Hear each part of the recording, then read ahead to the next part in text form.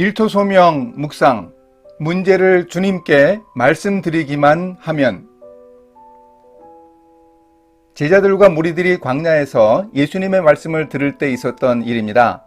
시간이 흘러 사흘이나 지났지만 먹을 것을 제대로 먹지 못했습니다. 그냥 보낼 수도 없는 형편이니 안타까웠습니다. 우리가 살아가면서 자주 겪는 결핍과 부족함, 기근과 같은 상황입니다. 예수님이 공생애를 시작하며 사탄에게 시험을 받으실 때도 가장 먼저 제기된 문제가 바로 이 경제적인 문제였습니다. 예수님은 이 중요하고 급박한 문제를 어떻게 풀어가실까요? 예수님이 문제를 해결할 의지를 분명히 가지고 계셨습니다. 그러나 제자들은 광야에서 무리를 먹일 만큼 음식을 확보하기 힘들다는 부정적 생각을 가지고 있었습니다. 당연하다고 볼 수 있는 판단이었지만 예수님의 긍정적 의지와 비교하면 문제는 있습니다. 우리의 일터에도 문제는 늘 있습니다. 어떻게 해결할 수 있을까요? 오늘 말씀은 마태복음 15장 32절에서 38절입니다. 예수께서 제자들을 불러 이르시되 내가 무리를 불쌍히 여기노라. 그들이 나와 함께 있은지 이미 사흘임에 먹을 것이 없도다. 길에서 기진할까 하여 굶겨 보내지 못하겠노라. 제자들이 이르되 광야에 있어 우리가 어디서 이런 무리가 배부를 만큼 떡을 얻으리이까? 예수께서 이르시되 너희에게 떡이 몇 개나 있느냐? 이르되 7개와 작은 생선 2마리가 있나이다 하거늘 예수께서 무리에게 명하사 땅에 앉게 하시고 떡 7개와 그 생선을 가지사 축사하시고 떼어 제자들에게 주시니 제자들이 무리에게 주매 다 배불리 먹고 남은 조각을 7광주리에 차게 거두었으며 먹은 자는 여자와 어린이 외에 4,000명이었더라. 예수님이 제자들의 부정적인 태도를 모르시지는 않았지만 그들에게 질문하셨습니다. 너희에게 떡이 몇 개나 있느냐? 현재의 상황을 물으신 겁니다. 이때 어떻게 해야 합니까? 제자들은 당시 사람들이 가지고 있는 도시락을 조사해서 그 현황을 파악하고 있었습니다. 어쩌면 그래서 실망했습니다. 가진 음식이 너무나 보잘것없습니다. 문제를 해결할 수 있는 수준이 아닙니다. 차라리 없는 것이나 마찬가지였습니다.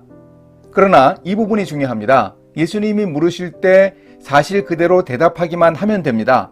과장할 것도 없고 숨길 것도 없습니다. 제자들은 자기들이 가진 한 사람 식사나 될까 말까 한 그 도시락이 수천 명의 무리에게는 너무나 미미한 것을 알고 있었습니다. 그러나 사실 그대로 말씀을 드렸습니다. 떡 7개와 작은 생선 2마리가 있습니다. 사실을 정확하게 예수님께 보고하면 됩니다. 이것이 바로 믿음입니다. 예수님이 물으시면 사실대로 대답하면 됩니다. 내가 판단할 때 안 될 것 같다고 생각할 필요 없습니다.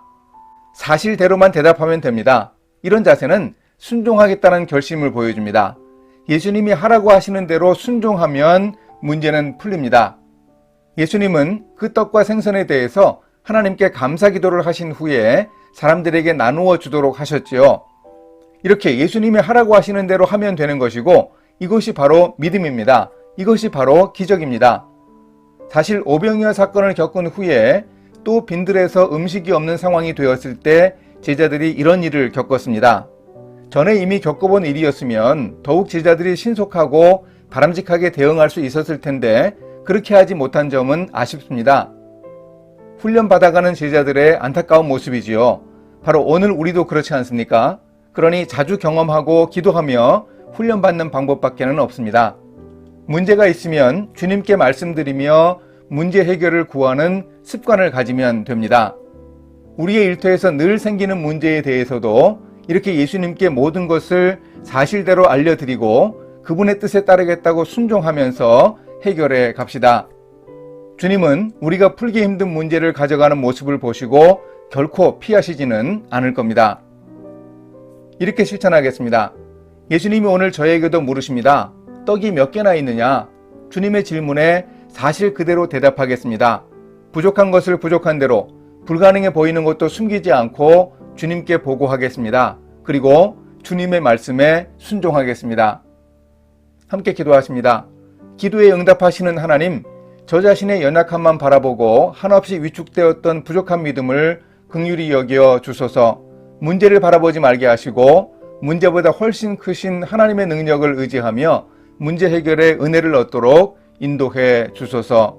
예수님의 이름으로 기도합니다. 아멘.